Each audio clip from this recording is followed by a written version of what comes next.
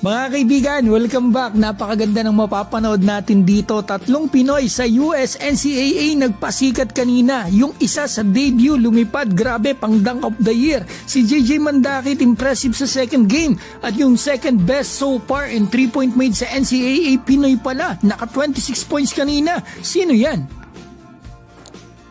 So eto na, simulan na po natin mga kaibigan. Eto, unahin natin si JJ Mandakit. Eto po yung second game niya sa US NCAA bilang freshman. Makikita natin parang veterano na maglaro, freshman, pero babad talaga siya. Ganun kagaling ang bata na ito. 18 years old pa lang to mga kaibigan. So yan, makikita natin kung paano siya maglaro. Sinurbay niya yung floor, inatrack niya yung depensa, sabay kick out, easy 3-point dito sa kanyang teammate. So eto, kita natin another one. Talagang ina-attract niya yung depensa kapag hindi nag-react sa kanya o kaya niya, dinediretso niya mga kaibigan. So talaga napaka-unselfish ng player na ito. 3 times gold medalist ata to sa Team USA sa youth mga kaibigan. Pero no words about dito sa seniors. Kung gustong kunin ni Coach Tim Cone, ay willing yung kanyang pamilya at tingin ng kanyang ama ay talagang possible makalaro ito sa Men's Gilas Pilipinas. So yan, makikita natin mga kaibigan yung IQ, napakataas ng IQ ng player nito. Second top scorer siya ng team, 13 points yung pinakamataas, 11 points siya dito, 7 assists, 2 rebound, 2 steals and 1 block, all around performance kay JJ. So ito, punta naman tayo kay Uriah Tanete, debut. Mga kaibigan, debut game po ito ng isang Pinoy.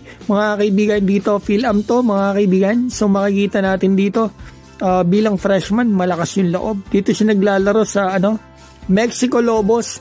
Ang height naman nito mga kaibigan ay 5'10 lang. Pero ito daw ay 45-inch vertical leap. Tingnan nga natin kung totoo mga kaibigan . So ito yung highlights niya. Makikita natin, 5'10 lang to . Pero grabe mga kaibigan, pang dunk of the year, sayang tumuldok lang. Ang lakas ng salpak niya. Maaari nga, 5'10 lang yan. Tignan nyo naman kung paano lumipad.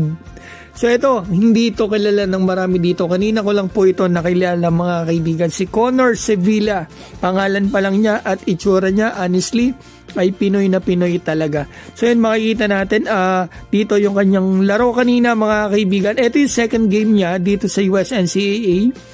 Grabe to mga kaibigan kasi nag-average po siya ng 20 points per game sa 2 games niya dito sa NCAA. So yan, makikita natin. At kung itatanong po ninyo kung Gilas eligible ba itong si Uriah Tanete at itong grabing shooting na yan mga kaibigan, ay hindi ko pa po alam sa ngayon, pero hintayin ko yung mga sagot nila. So ito yung pinaka number 1 Pinoy na kung sa ranking natin, mga nasa 10 sila dito sa US NCAA Division 1. Ito number 1. 20 points per game mga kaibigan kung sa stats ang pagbabasehan natin. At grabe shooting yan mga kaibigan. Sa first game niya, nung isang araw, naka 14 points siya, 55% sa field, 57 sa 3-point line. At dito second game, 26 points, 80% field goal, 85.7 sa 3-point line. Grabe, malastep kaya shooting higit pa mga kaibigan. Ito po palang si Connor mga kaibigan ay 6 foot ang height, 20 years old at ito po ngayon sa first 2 games sa US NCAA ang second dito sa field goal made mga kaibigan. Naka 11 siya sa first 2 games, so number 2 siya.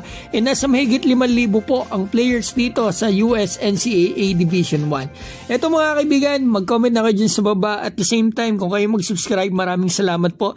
Batingin ko lang po si Kuya Dionisio Rupo, Richard Belanio, PJ Manso, Will Bellin, Michael Vetria, Don Cinco Bellino at honey niya na si Jessa D. Shoutout sa inyo. Samuel Salinel, Rigisek, Jordan TV, Badasan Michael, Ronald Berbosidad at Ronilo Nagrama. Mga kaibigan, maraming salamat po.